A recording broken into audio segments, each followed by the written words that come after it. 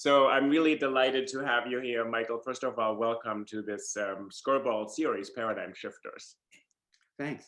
So Michael Strevens, you are professor of philosophy at NYU. You're the author of several books. You're a philosopher of science. The book that I knew before The Knowledge Machine was Depth, an account of scientific explanation. And you also have a book called Thinking Off Your Feet.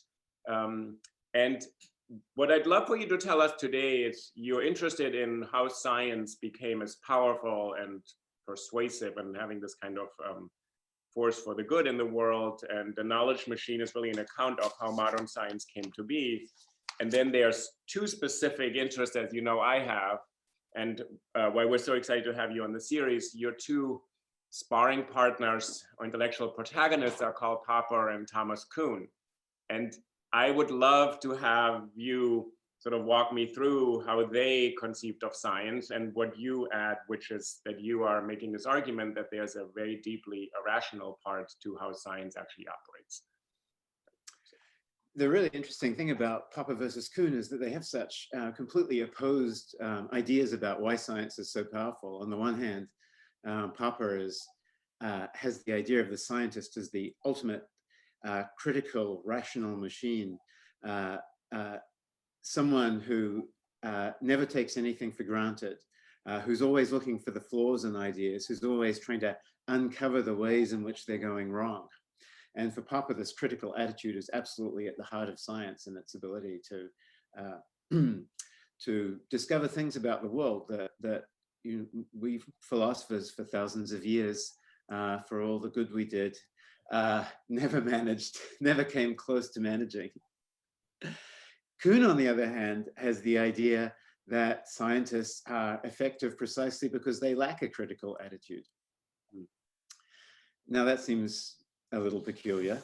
And there's a sense in which Kuhn thinks that, agrees with Popper, that science is so effective because it's able to find very small discrepancies between what a theory says and what's actually seen in the world, discrepancies which lead to a complete overthrow of prevailing ideas and the kinds of new ideas, the idea that it's the sun that's at the center of the solar system and the earth is going around the sun, not vice versa. Or Einstein's theory of relativity, quantum mechanics, Darwin's theory of natural selection. These huge new ideas come along because things are just not quite right with the prevailing ideas. So these little facts are the keys here. Kuhn agrees with Popper. Popper has his scientists ferreting out those facts because they're overflowing with eagerness to prove the current theories wrong. But Kuhn's idea is that the scientists have no expectation that the theories will be wrong. In fact, they're convinced that they're right. And what they want to do is use those theories to flesh out our ideas about the way the world works. So Kuhn calls these theories and all of the presuppositions and priorities that come with them paradigms. That's his famous work for these things. And the scientists are absolutely gripped by the paradigm. They want to use it to complete our human picture of the way the world works. But charging in with the theory and forcing it to do everything, they inadvertently, accidentally, if you like, turn up the little discrepancies that, as with Popper, end up refuting the prevailing ideas, and the new ideas come marching along. And in the Kuhnian description, scientists find these things which don't quite fit in. And I want you to say a little bit more, because your book has these amazing examples of people finding something that doesn't quite mesh with the theory. And in Kuhn, initially they dismiss them, or if they're small enough, you say that's just a blip, or that's just another finding, let's redo the whatever experiment or whatever we do, or let's observe more, and it will ultimately fit into how we think. And this paradigm is kind of a habit or collection of ideas and procedures also. So scientists need to be in it because you can't do science without sort of accepting some procedures will be done. You have to have clean equipment, etc. And in Popper, well, how you describe these scientists, they're these kind of destructive, sort of eager, like trying to find fault with something. They want to falsify. They're just looking for the thing that doesn't make sense in the theory. And that's right. Both will encounter these things, right? Both scientists will come across stuff that doesn't fit into their theory. And then Popper goes in a different direction, and he says the strength of science is there's no theory that can be proven, if that's right. It can only be falsified, right? That's right. Yes, so as you say, with Kuhn scientists are so convinced the paradigm is correct that when things go wrong, they think, well, I must have done the experiment wrong. Now, I think this is a very apt observation of Kuhn's. So things go wrong in science all the time. It's usually the case, in fact, that when you get some odd experimental result, there's something wrong with your equipment. Some small animal escaped, chewed through the wiring, a cable was loose. Mm-hmm. So these scientists who think, well, it was the equipment, not the ideas, are not really engaging, at least at first, in any kind of absurd special pleading. Usually what you need to do is check everything, and then things come out much more nicely the second time around, or the third, or sometimes the 10th. But in Kuhn's telling of the story, they'll just continue to ignore these problems even as they mount up. And they'll become more and more frustrated, more and more disappointed, more and more disheartened, but they still won't consider themselves to have actually refuted the theory. Whereas Popper's scientists are looking for refutations as soon as they see a mismatch between theory and observation, they jump on it. So with Kuhn, for a long time, you get the excuses build up. And there is the morale sinks. Everyone gets confused and disillusioned, but they are still not contemplating the idea that the theory might be wrong. And in Popper, it's not, we can't really, and these words are really specific, and I'm really interested, I'll ask you at the end of this conversation, why the word paradigm becomes its own paradigm. Actually, it's used everywhere. I use it in a totally different way. But when the scientists in Popper, they're not constantly looking out to overthrow a paradigm. Kuhn says it's a practice, it's habits, it's things, assumptions. You go to the lab, this is how you work, or whatever you do, or you observe things in an observatory or in nature. And what happens when a scientist in Popper discovers something that falsifies the theory, he keeps on doing it and says the theory doesn't explain this thing. That is not where Kuhn wants to go. Then there's what he called originally, I think, the revolution, which we now call a shift. So what happens in the theory when the Popper scientist figures out something isn't working here? Are you asking me according what Popper thinks happens, or what? Yeah, and then you can tell me what you actually think happens, right? Yeah. So, yes, I guess there are three distinct stories here. The characteristic Popper story, the characteristic Kuhn story, which I just told, and my own story, which I think is more accurate, and which is, I think, many sociologists, historians, and philosophers of science would go along with. So in Popper's story, we discover a problem, and we say, well, there's something wrong with that theory, obviously. I mean, Popper did, of course, realize too that sometimes the equipment is dirty, and so we can't just throw out a theory because we have one peculiar observation. We have to go back and make sure we get the same mismatch over and over again, the same missed prediction over and over again. But once that happens, we do what we can to change the theory to make it better. So we might at first make a relatively small alteration in the theory so that it's now compatible with what we observed. And then another, and then another. We'll always be trying to test those extra assumptions we're making, because for Popper, the heart of science is this critical attitude to every assumption you make. Right. Whenever you make an assumption, the first thing you do is try to prove it false. But eventually, if the smaller changes don't work out, then we may need to completely replace the theory. And for Popper, this is a completely rational process and a completely clear-sighted process. So the scientists always know that they have a problem. They're always considering the possibility the theory as a whole may be completely mistaken, and they're always on the lookout for something new and better. Whereas with Kuhn, they can't conceive that there's a problem. They feel bad, but they see no alternative. Kuhn calls this a crisis in science, and it's a kind of a moral crisis as much as it's even perhaps more than it's an intellectual crisis. Eventually, the whole system, the whole paradigm becomes unsustainable. Somebody comes along with a new idea, and then we have what Kuhn calls a scientific revolution, a paradigm shift, and the new idea somehow takes hold, but Kuhn famously says it's not an entirely rational process. It's more like a religious conversion experience.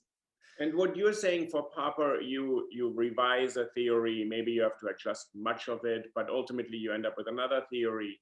For Kuhn, however, once a generation of people steps out of a paradigm, they're totally incommensurate. And there's this famous anecdote that he has when he was in Harvard Yard looking out the window and Aristotelian physics made no sense. And then he said, but it made sense to Aristotle and that worldview, and it's entirely coherent within that. For us, it is inconceivable that this would explain the world.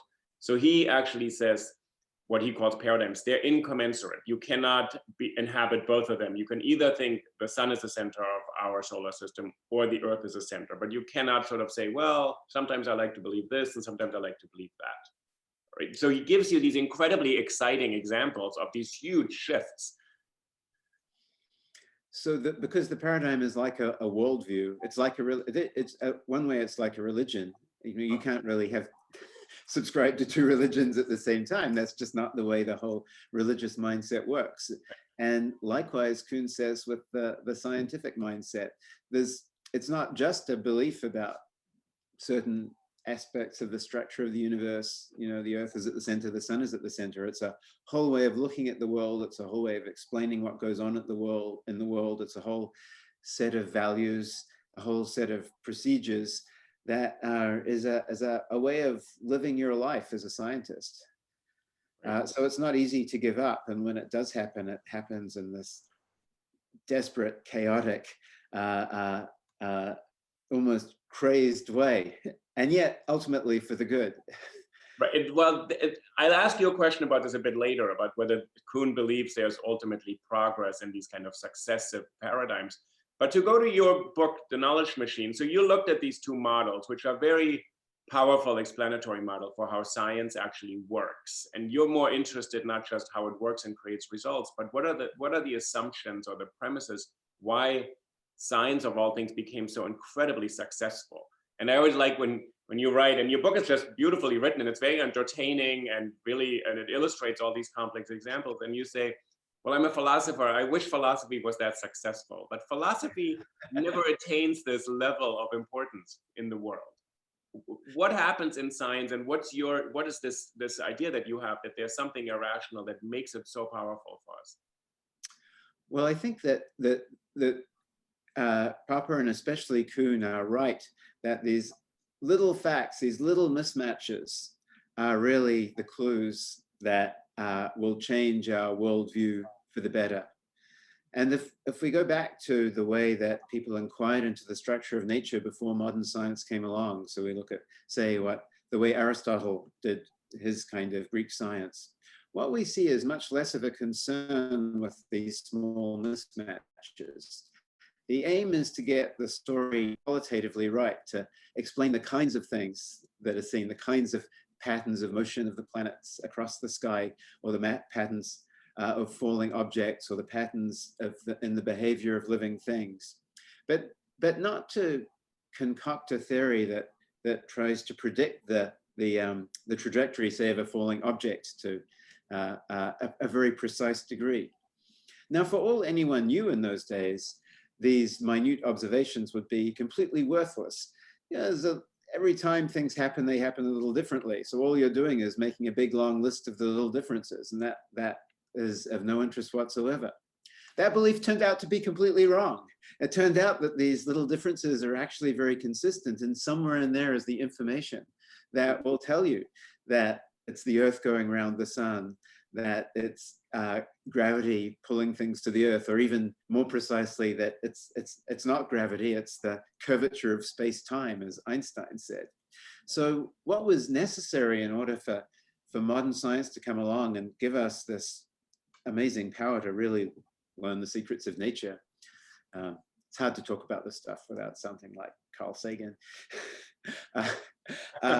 Maybe that's a good thing. But that's your interest. Ultimately, you're thinking it has this kind of far-reaching consequence. It is to unlock the secrets of nature, right? That's right. That's why I've always been fascinated by science. I'm not a scientist, but I'm a philosopher of science. So science is, in a certain sense, my life too. But it's these little facts, and people had to, the thinkers had to first of all realize that it was worth paying this kind of attention to the little facts, and then create a kind of system. And this is where Kuhn's ideas are especially interesting, I think. A kind of system for motivating people to devote all of their time to making these minute observations, or describing very intricate structures. So I think that's where Kuhn's paradigms are his explanation of why scientists are so motivated to pay attention to what would have looked to Aristotle like minuscule, uninteresting ephemera, these little differences. Right. And the idea is not that scientists see that the differences are really important, but that they're so taken with the poetry of the paradigm, if you like, that they just want to make sense of everything. They want to fit everything into the paradigm. So they have this drive to even fit the small differences in. Once they've made sense of the big differences, they turn to the small differences and they say, yes, we're gonna even this will fit the paradigm. Right. And that's where things start to go wrong in a most fruitful way. And fruitful in what sense? What do you mean? Like, why? In the sense that scientists discover, first of all, that the small differences are consistent. It's not just a big noisy mess. If you do the experiments carefully enough, time and time again, you get slight deviations from what your theory was telling you. And then the other thing is the paradigm tells you that this really matters. So it's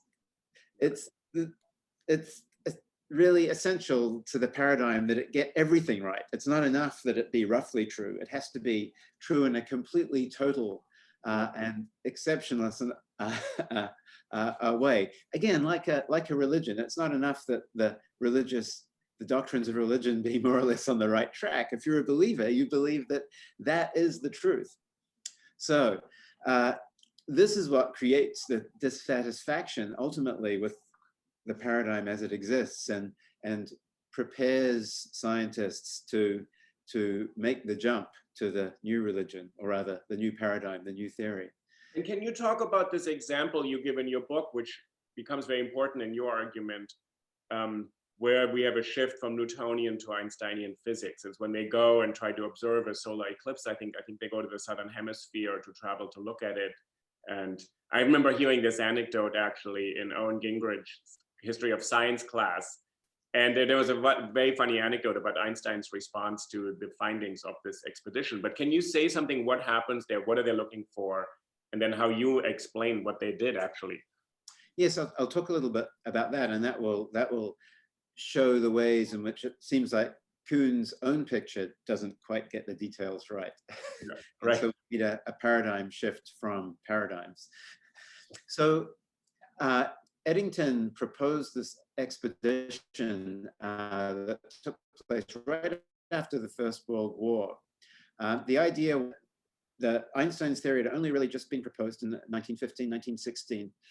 And it became clear that it made some predictions that were just a little bit different from Newton's predictions about certain things, and in particular about the degree to which light would be bent in a gravitational field.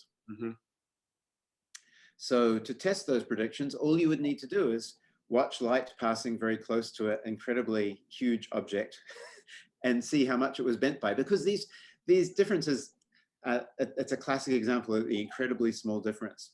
Yeah. You only even have a prayer of observing it if the light is passing very close to something that has huge mass. The only thing that was close by, or relatively close by, that would do the job was the sun. So you had to watch light pass very close to the sun, but the sun is so bright that you can't see light in normal circumstances. The only opportunity for doing this test, for seeing if the bending was what Einstein predicted, was to observe light during a total solar eclipse, when the sun's light is blotted out, and to look at light coming from stars, which are just outside of the sun, you know, from the observer's perspective. So a great opportunity came up in 1919 because there was going to be a total solar eclipse. And what's more, there were going to be some stars in the background which were brighter than the stars that are usually, you know, randomly in the background during the eclipse. The only problem was you could only see the eclipse from a band across roughly the equator. So Eddington had two teams which had sailed off to, first of all, Principe Island off the west coast of Africa, and then to Brazil to observe the eclipse. So they went off, they made their observations. Then the results came back, and immediately things get very interesting, because there were in fact 3 different telescopes, because things go wrong. So Eddington had 3 telescopes, each of which made their own observations. Yeah. And the telescopes all gave different results. One of them gave results which were more or less in line with Einstein's predictions. One of them gave results which actually showed an amount of bending which was even greater than Einstein predicted and much greater than Newton predicted. So it kind of looks like it would falsify both theories. And one of them gave results which were much more in accordance with Newton's predictions. And give me a sense, hold on, for Newton. So you have the sun now being blotted out for a moment by the moon, and you have these stars here on the side, and this light is what you're measuring, how that light travels to us. What would Newton's physics have predicted happens to this light traveling from these stars, which are, I guess, behind the sun, so to speak, or next to it or something, and that light comes to us? That's right. So both theories predict some bending, or at least the way Eddington interpreted Newton, light would be bent. Yeah. And essentially the result of the bending is that if you just look up at the stars or take a photograph of the stars, they'll appear to be in a slightly different place from the place that they actually are. In fact, they'll appear to have moved outwards a little bit. So as the light comes past, it gets bent a little bit inward. You see that light, and when you see it, you extrapolate a straight line outwards and think that the star will be there, if you can kind of imagine in your mind. So what it will look like the star is further from the sun than it actually is. So what was happening with these photos was they would take a photo of the star field without the sun. So you'd have all the stars arrayed in their positions with no bending. And then the photos from the eclipse would show the same stars, and they would match them up and see if there was a shift in the positions. Now these shifts were microscopic on the photographic plates. Yeah. They were you know, well less than a millimeter. So it was, at this point, when the experiment is being done, after all of this traveling and equipment, you know, expense and precise equipment has been invested in this project, in the end, Eddington was looking at these photographs and using a ruler and a pencil and drawing lines to see if whether there'd been this tiny little shift of about, I think about 1/4 of a millimeter in the positions of the stars. And it was that shift that would tell us whether gravity was a force, like Newton said, or whether it was the effect of the bending of space-time, like Einstein. Eddington is on team Einstein. He wants Einstein to be right. So he goes there, he actually goes out to say, I'm going to prove, which is not what Papa would do, that this theory works. And then he has 3 sets of data now, roughly, right? He has the photographs that say Newton is kind of right, Einstein is kind of right, and the other one we don't believe. There's nothing conclusive. On his millimeter scale with the little ruler. That's right. So what he did, he did indeed want to show that Einstein was right. And so he engaged in a lot of complicated reasoning to argue that, in particular, the results that seemed to show that Newton was right had been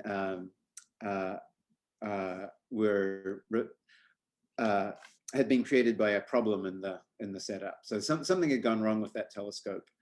He wasn't sure what had gone wrong, but he thought something had gone wrong, and that's why he got the Newton results. But the other results, which were quite incompatible with Newton and certainly close to Einstein's predictions, were too reliable. Right. So what we see going on there is not really the Popperian critical attitude, where you're supposed to take all discrepancies, be fair, take all discrepancies from what's predicted more or less at face value, but also not really the Kuhnian attitude, where you have a certain idea about the way things are going to be, and you're just kind of puzzled if they don't turn out that way. Eddington had the clear-sightedness of a Popperian scientist. He could see these results are a problem for Newton, these results are a problem for Einstein. Mm-hmm. But he had the kind of commitment of a Kuhnian scientist. He wanted Einstein to come out right, and he was prepared to do what it took to make it look like Einstein was right. So Eddington himself was surely correct in dismissing the Newtonian results. We can now say, looking back, that something must have gone wrong. But at the time, that was far from clear, and many of the other astronomers who read Eddington's papers thought that the argument was even a little bit fishy. So at least that Eddington was being too dismissive of one set of results and too quick to believe that the other set of results had no problems and should guide our belief. And this is very typical of the real scientific process, I think. This state that's somewhat in between Popper and Kuhn, where you have scientists being very partial on the one hand. They have their ideas and they want their ideas to succeed.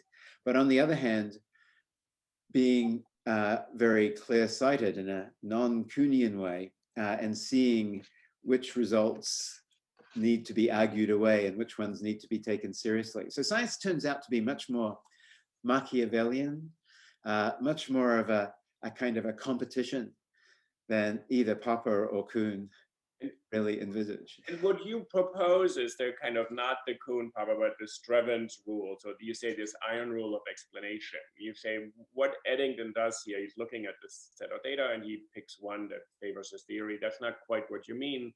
But can you say something about what you just said? Why does it become Machiavellian, maybe, also incredibly powerful?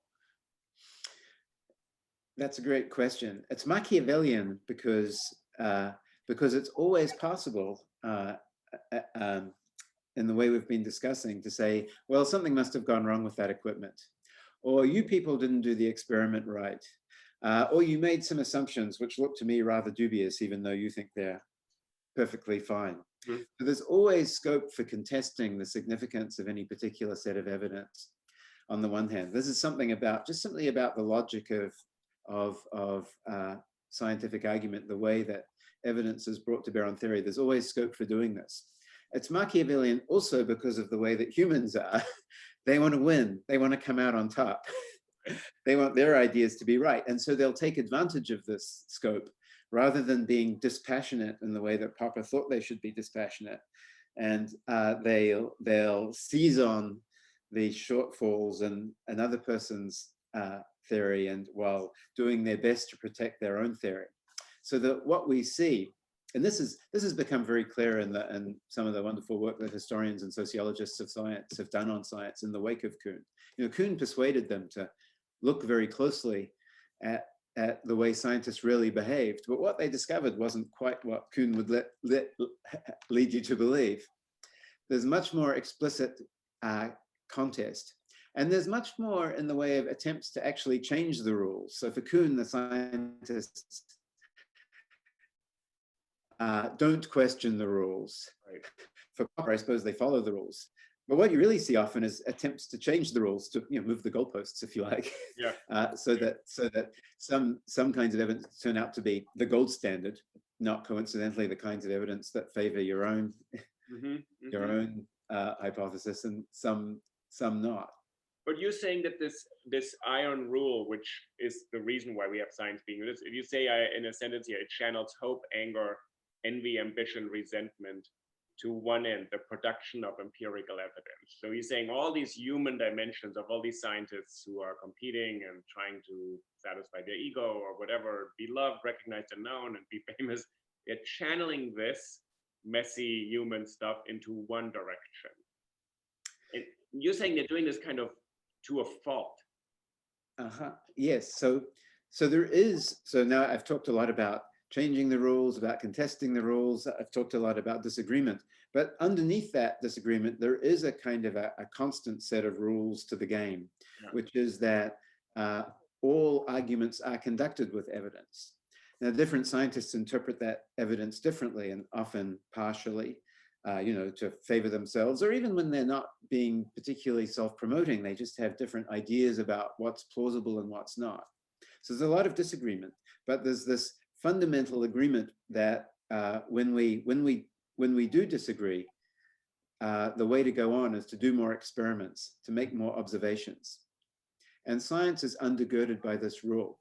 And now that might sound very obvious when I state it like that, and it's certainly true of science, but think back again to philosophy, to Aristotle, or the medieval European or Islamic philosophers arguing with one another. They certainly take observation seriously, but they don't in any way follow a rule that says you must always argue using evidence. It's entirely possible to argue philosophically, to argue theologically. In fact, these are very important forms of argument. And when things go wrong, the thing to do is often not to do more experiments, but instead to do more philosophy, to decide who has the more philosophically coherent system. It turns out that's not such a good way. That's not such a good use of human resources. It's much better to go back and never mind the philosophy, simply do more experiments. And the discovery of modern science is really the creation of the system that makes scientists rather narrow-minded in a way, not the Kuhnian way, where they are narrow-minded because they think that one theory must be correct, but a way that transcends particular theories, but is still narrow in the sense that it says, always look for more evidence to settle your disputes. Mm-hmm. And that means that scientists are always creating more evidence. They're always making more finer measurements with more exacting equipment, or describing complicated structures like genetic structures, for example, in greater detail. And this is where we started, of course. It's precisely these details that ultimately do show you what's right and what's wrong. And let me ask you about one thing, sorry, what's left out in this? So this kind of emphasis on producing empirical evidence and more evidence, and they kind of say, we're going to focus on this. The figure that becomes really important in your book is Isaac Newton, who you have in this kind of beautiful illustration. He just was able to compartmentalize. He knows mathematics and philosophy and religion and theology and poetry, and he knows all these things. But unlike Descartes, who kind of has it still together, Newton says, okay, I know all this, but I'm going to focus on empirical evidence as informing my science. And I'm interested in these two other things. So you said philosophical argument, causality or things like that, or aesthetic beauty could be two other reasons that would give you the incentive to believe in one theory over another. Yeah, Newton was a wacko, but a wacko in a way that changed the whole world for the better. Right. So for some reason, even though he wrote a lot about philosophy, almost all of this was unpublished, by the way. So it took a long time to discover that he had the many interests that he had, but he was quite happy to dive into philosophical argument, just the same way Aristotle would have, or Descartes. But for some reason, and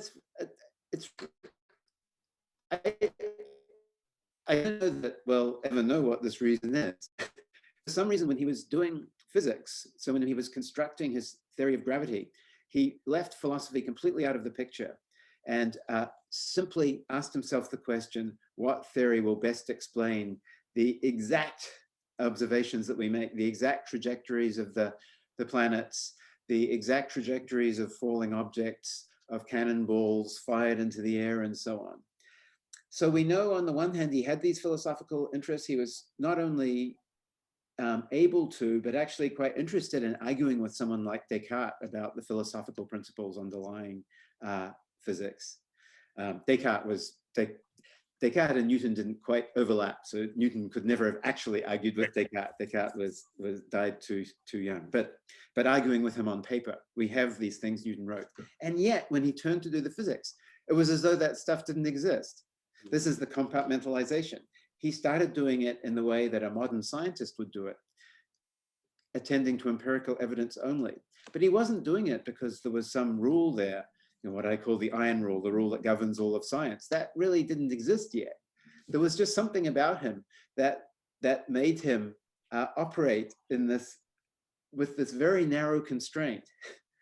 And it was so successful that after him, in the 100 years after him, everyone saw he'd been so successful doing physics in this way, they said, we should do it too. And you track this kind of single-mindedness to say, I'm capable, I understand. I guess one philosophical reason would be, you don't just look for the law of gravity, but why is there such a law? That it corresponds to some greater meaning, God is behind it, or there's some other law, right? And he said, I'm interested in this, but I'm not doing that when I'm doing my science. And then you track this to today or contemporary science, and you have these, I really love when you were sort of engaging with Neil deGrasse Tyson or Stephen Hawking and Lawrence Krauss and people like that. How do they deal with this other idea that there's beauty as an argument for theory or its elegance, or that there's a philosophical deeper reason? It surprised me to say when you said that a third of the scientists working in the United States believe in the existence of God, because what you're also saying, you have to put that aside when you're going into the lab or into the observatory or into the field. That's right. So a little more subtly, you put these things aside when you publish. So it may very well be that even religious considerations influence the kinds of experiments you do, the kinds of ideas you have, and nobody's going to stop you from thinking those thoughts. But when you publish a paper, it's got to be just the facts, just the experimental facts. And the case of beauty, which you just mentioned, is a wonderful illustration of this. So if you read the popular writings of modern physicists, or even just go to their talks, see what they have to say, you'll sooner rather than later, you'll hear them praise beauty or elegance as a sign of truth.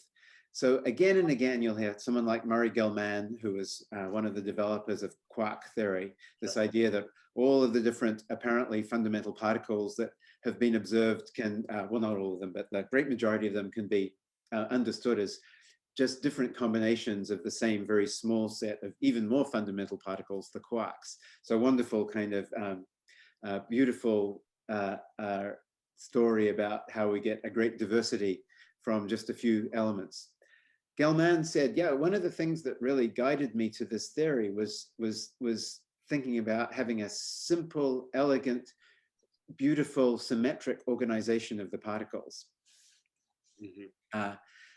And when I came across this particular way of organizing them, I could see from its elegance and its beauty that it was the one. Now then he turns around, and having come up with this idea, which won him a Nobel Prize, he, of course, publishes it in the physics journals. Here is where the iron rule comes in. So although Gell-Mann himself and many of his contemporaries believe that the elegance of the theory is a strong reason to believe that it's correct, you simply can't say that.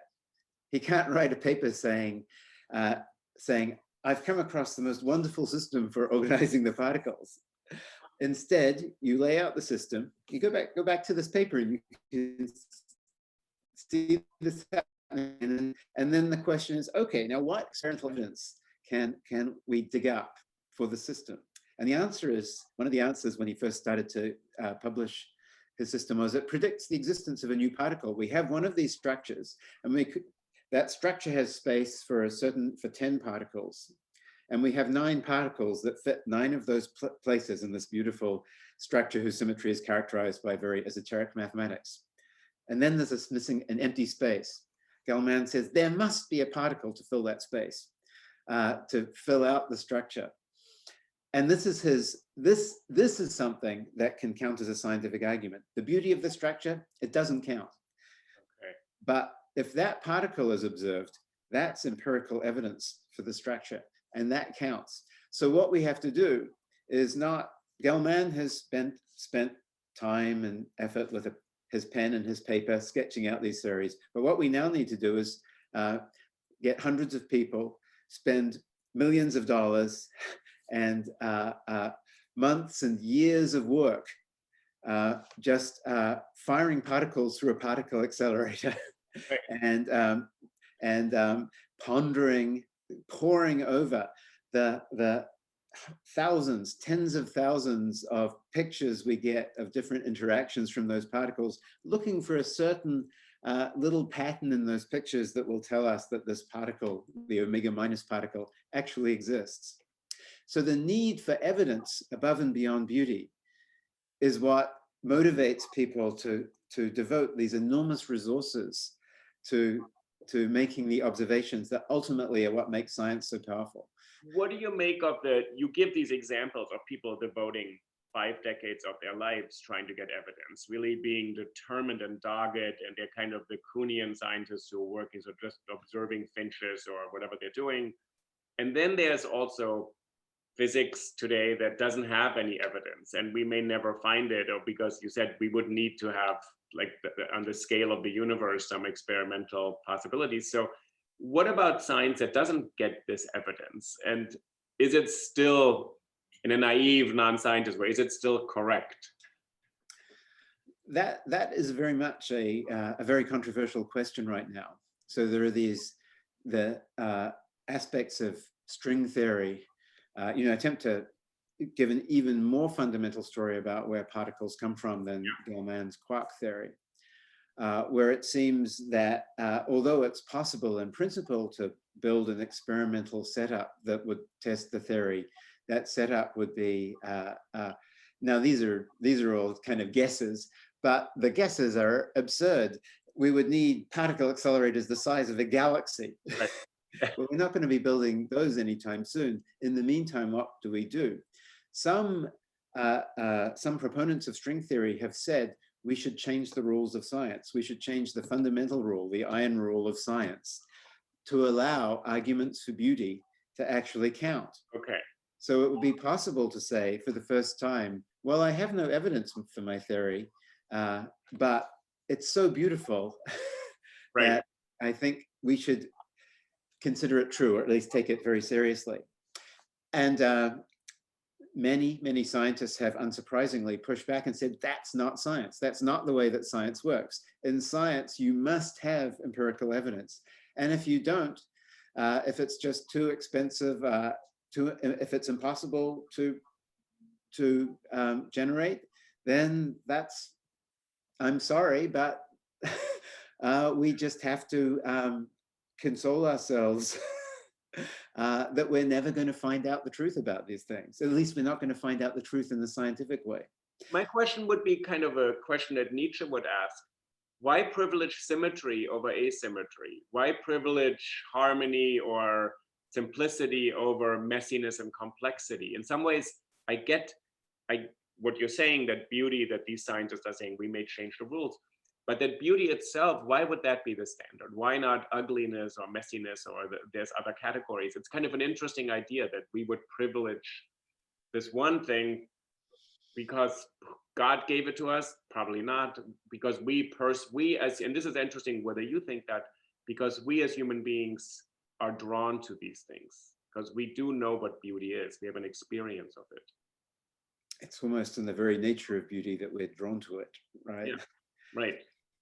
So these are good philosophical concerns and arguments about the real power of beauty. And this is where we would be headed if we did suspend the iron rule. The next question would be not just should we accept a theory because it's beautiful, but whether beauty is really, after all, a sign of truth. Now, many physicists would say, oh, but we've done so well pursuing beauty. Newton's theory was beautiful. The quark theory was beautiful. Einstein's theory was beautiful, as Eddington, the eclipse observer, remarked many times. So far, beauty has been good for us. And let me go back to the Einstein example for something else. So when I learned this example, and I took this class, History of Science, in college, and I'm not a scientist, and it's not my forte. So I offloaded this to my son, who's studying astrophysics, and he does things that he's a junior in college, and I have no idea what he's observing, and he's studying images all day, tiny little images. So I heard this anecdote that Einstein is asleep. He's taking a nap, and someone wakes him up, the housekeeper or someone, and says, Dr. Einstein, we got some news. A cable came in from Eddington, presumably from the south, as if he processed the data right there. It proves your theory. And he says, why did you wake me up from my nap? I knew it was right. That he did not need evidence. That I always love this anecdote. I'm sure it's completely apocryphal, but I love this anecdote that Einstein said, why are you waking me up from my 30-minute nap to discover this? I knew it was right. That's right. I mean, in a way, what Einstein said is what Eddington what Eddington acted out. Yeah. He was convinced enough about the theory that he did not ignore the evidence. Of course, he took great pains to generate the evidence, but then he was going to take the part of the evidence that conformed to the theory much more seriously. And so I think Eddington was certainly driven by the beauty of the theory, as Einstein obviously was. However, as I think Kuhn here, he would say, this is the way science, if scientists were simply happy to rest on the beauty of a theory, then we would probably still be with Newton, or maybe we would still be with Aristotle, who knows? Those were beautiful theories too. Okay. It was only because we were forced by the need to dig up the little facts that we discovered that something wasn't right. And at first we could dismiss those facts and say maybe there was something wrong with the equipment. That's what Einstein would have said. That's what Eddington did say. But if you go back again and again, and every time you get the discrepancy, then you start to think, well, maybe this theory is beautiful, but wrong. And your description of science, as you're calling it, there's an irrational dimension of the irrationality that created modern science. What do scientists think when you talk about it in this way? Because a lot of people, I think, would not want to be characterized as doing something irrational. Right. The irrationality comes in the narrow-mindedness that only looks at evidence and not at other things. So someone like Gell-Mann, when he publishes, although he believes, like many physicists, that beauty is an important guide to truth, nevertheless, he's prohibited from actually mentioning that fact. And not being able to take that into account is what I call irrational. And not bringing everything that's relevant to assessing the theory to the table is irrational. It's an irrationality of omission, if you like. So it's certainly true that scientists think of themselves as being very rational. And the reason for that is that in so many different respects, they are very rational. I mean, perhaps not in their private lives, perhaps not when they're, engaging in some of these behaviors like special pleading for their theories, but in many ways, they're extremely careful and they're rule followers.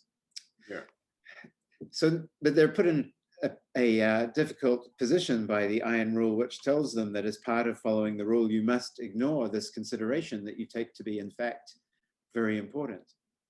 As a philosopher, do you think this is, how does that actually play out? I understand that you go to work and you kind of check your, religion at the door or something like that. But as a philosopher, do you think there is it doesn't sound like it from the book, there's an issue that it sort of diminishes the human potential of scientists. You're saying it's just a way to do work, right?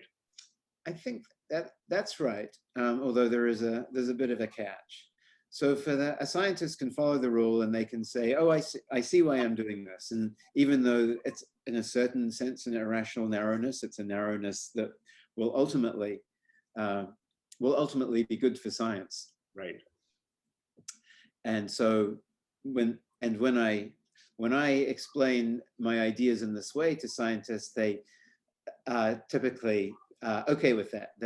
They'll say, yes, okay, well, in that case, I can see on the one hand why you say it's irrational, but I see you're not undermining science. You're explaining, and quite the reverse, explaining why it works so well. Right.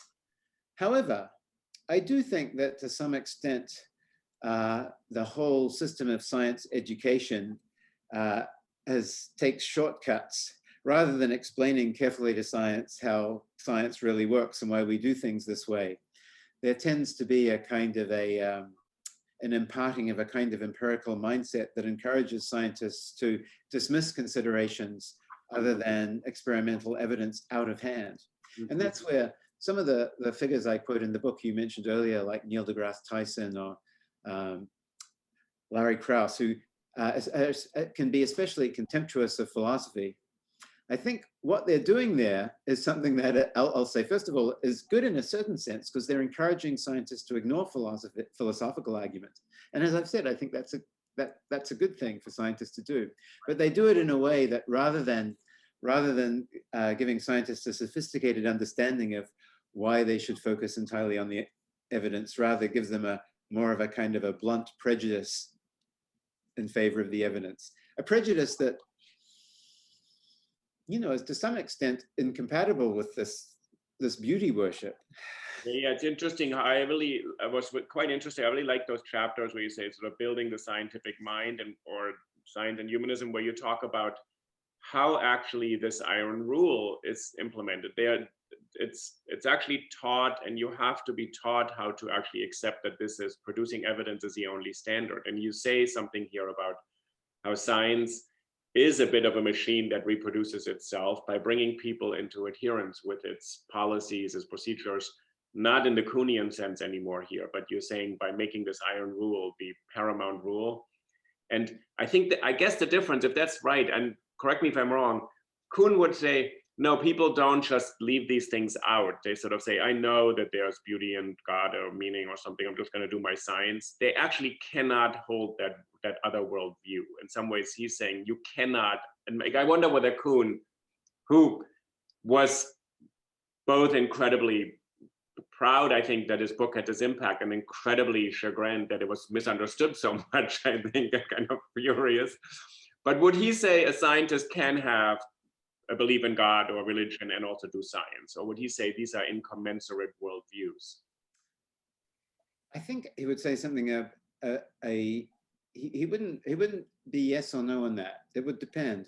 So a certain kind of science might actually build in God. God would be part of the paradigm. Okay. And part of what you're doing when you do the science is to fit things into the divine plan. Yeah. I would take an example which maybe is a little bit closer to our modern sensibility, that beauty is a part of the paradigm. So the particle physicists' concern with beauty and elegance and symmetry is actually part of the paradigm of modern particle physics and guides their research. Yeah. And in a way, he would be right, that because that is a very, perhaps not universal, but a predominant mindset. But I think he fails to notice the fact that in the official products of the paradigm and the published arguments, beauty is entirely left out. Right. But that's really, that's actually nice how you just corrected me in a way. So like you could have God or beauty inside your scientific paradigm. It's just another paradigm. There's probably science like that. So can you say something about, as you know, I really love Kuhn. It was sort of, for me, I had an assignment in college, which was, we had to study for this class and study everything. And then we got the take home final, and it said, write 10 double-spaced pages summarizing Thomas Kuhn's book. That was the entire final exam. And to this day, I think it was the best assignment I had in all my education, because it made me read that book. And I remember where I was, what I was doing when I read this book in college. This idea of paradigms became so powerful. So part of what we're organizing the series here. So I interviewed Richard Schechner, who rethought what performance is, when performance used to be up on a stage in a box and you're sitting here, and he says, no, the moment you arrive at the door of the theater, you're already in a performance. Performance is a much broader practice, cultural habit than what we think performance is. So he shifted in the 60s the entire idea of performance. Or Carol Gilligan, who asked, how is human development constructed, and leaves out the fact that actually some experiences are considered universal when they're not. And she started listening to women to challenge what humanity is. But why does paradigm become so powerful? And how is it, as a philosopher, what do you think of when people use it the way I use it, in this kind of casual or kind of popular way? Well, I don't object to that. What's happened is it's become a very flexible tool. Yeah. So sometimes when people talk about paradigm shifts, they're talking about something that's still somewhat on the Kuhnian scale, where there really is just everything shifts, and suddenly you see the world in a wholly new way. Perhaps, for example, some new artistic movements function. There's a sort of a change in the way that you see things on that scale. It's not science, but there's still a change in worldview. Yeah.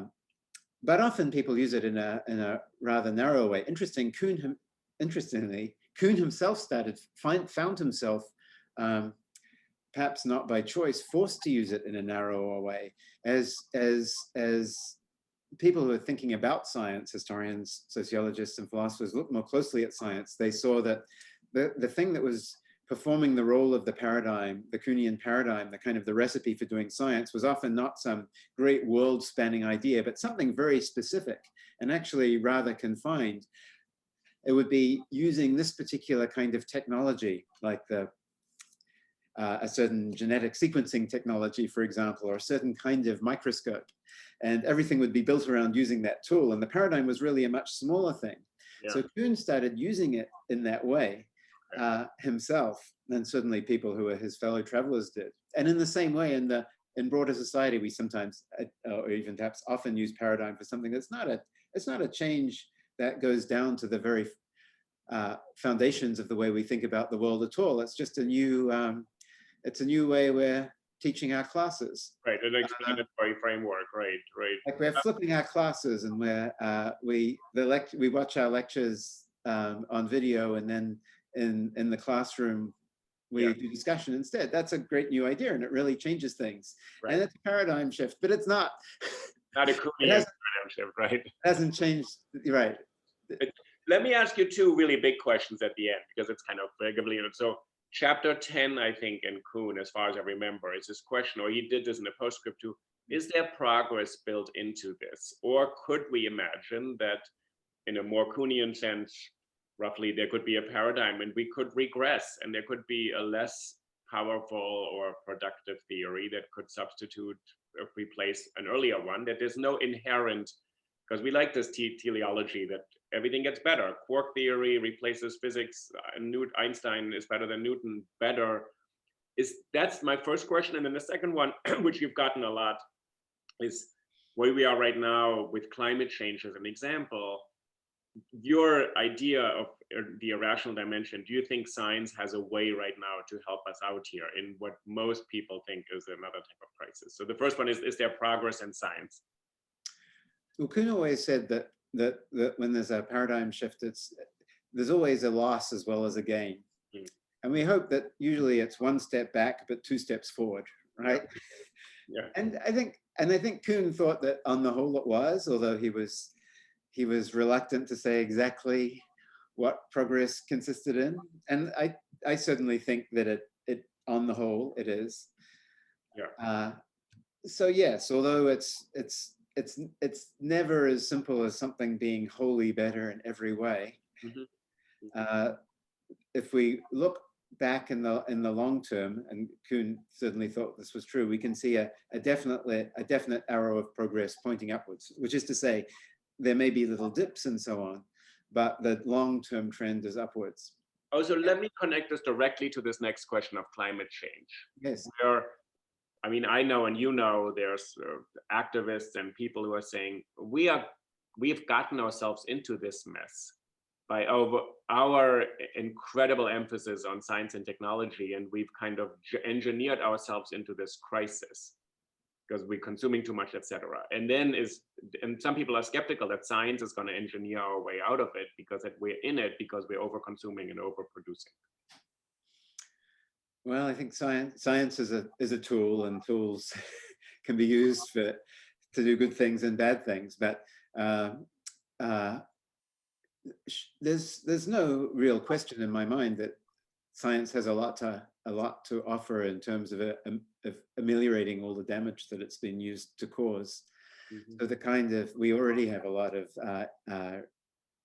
engineering of renewable power resources. Solar power and wind power have become so much more efficient and so much less expensive. And a lot of it is, I suppose an engineer would say, engineering rather than new theoretical discoveries. Yeah. But still, that's science broadly speaking. And likewise with electrical cars and so on, we have another way to cut down on emissions. Science had better be a part of the answer, because I don't see the human society making all of the sacrifices that are necessary if there is no further technological innovation. It'll be a little bit like well, COVID. After the first wave of enthusiasm, people they're trying, but they're not trying as hard as they need to. Oh, you mean in terms of sort of like the proper way of sort of behaving right now in the pandemic? Yeah, there's fatigue setting in, definitely. And I'm going to leave this whole question of the distrust of science. I think it's a sociological question and not a political question, not a science question in itself. You do hint in your book a little bit at that this kind of irrationality sometimes leaves people exposed to being surprised when non-scientists talk about science. You have a reference to the science wars in the 90s, and where scientists said, what they're talking about science? I don't even know what science is. And you're saying this irrationality can produce a kind of narrowness that leaves it exposed to other people just turning it into a caricature. Right. So on the one hand, scientists are not really in such a great position to defend science. But on the other hand, or their defenses, I think this explains a lot of what has gone on with the distrust of science. Give non-scientists an unrealistic sense of how science really works. Yeah. They buy this picture of the scientist being impartial, always critical, always attentive to evidence, and there being a general kind of agreement on what the evidence shows. Well, none of that is really true of science. When people go to science and they discover that this picture of impartial, rational, objective sifting of the evidence is wrong, which it is, they think, well, then it's simply a matter of anything goes. It's just like anything else in life. Whoever has the positions in the right institutions at the fancy universities simply gets to push everyone else around. And if they decide to push everyone around in a way that I don't like, then I'm going to push back. Yeah, interesting. So your book is actually doing a service to explain a little bit more carefully what is the scientific method, to not arrive at these kind of foreshortened perspectives that this is what scientists, which then says, well, if that's what it is, then either it's ego and power, or it's actually this kind of disinterested, non-human kind of super rationality, which you say it's neither. There's a kind of decision where you keep on sort of staving off the other parts to arrive at some result and evidence. That's right. So there's all of this disagreement and jockeying for position, and sometimes just straight out pursuit of self-interest. What that's doing, thanks to the iron rule, is that energy is, as you said earlier, that energy is being channeled into producing yet more evidence. So even as people are disagreeing with one another and throwing up in this general chaos and confusion about who's right and who's wrong, the pile of evidence grows, and it grows to the point that people start to see that what's working, what really is working, and what's really not working. And so the truth does emerge over time, or at least we improve maybe our theories will never be completely correct, but they become closer and truer to the way things really are. Michael, I really want to thank you. So you did really me a fantastic service to do a kind of two-part conversation. You explained how science operates and sort of the Kuhn or Popper models, and then you yourself are shifting a bit of a paradigm of the understanding of science. So you have both the role of the meta explainer of how do paradigms work in our series, and the one whose book, so The Knowledge Machine right here, which among your other books, this one is out right now, 2020, so people should order it from the independent bookstores. It's incredibly readable, and I wrote this to you. It was really just incredibly fun to read for somebody, and I'm not saying this in a sort of silly way for a non-scientist, but to stay engaged. It's in these kind of really complicated discussions, but for you to stay in them and not just turn them into abstractions is really wonderful. So I want to thank you for that, and also you know, I was really afraid you're going to break my heart though, because I love Thomas Kuhn so much, and you didn't. So well, that's wonderful to hear. That's a true philosopher, yeah, because you sometimes think, you know, when your intellectual heroes get taken down, and Kuhn has a lot of people have done that, but I always feel there's still something worthwhile. There's something in there that is the key to understanding That's exact how strange science is, and really why it has been able to do all of the wonderful things that it has done for us. So that's great. So Michael Strevens from NYU Philosophy, thank you so much for being part of the series. And then we'll put all the links to your other works in the notes to this SKIRBALL series. Great. Thanks so much for inviting me. Thank you. Okay, take care. Thanks so much.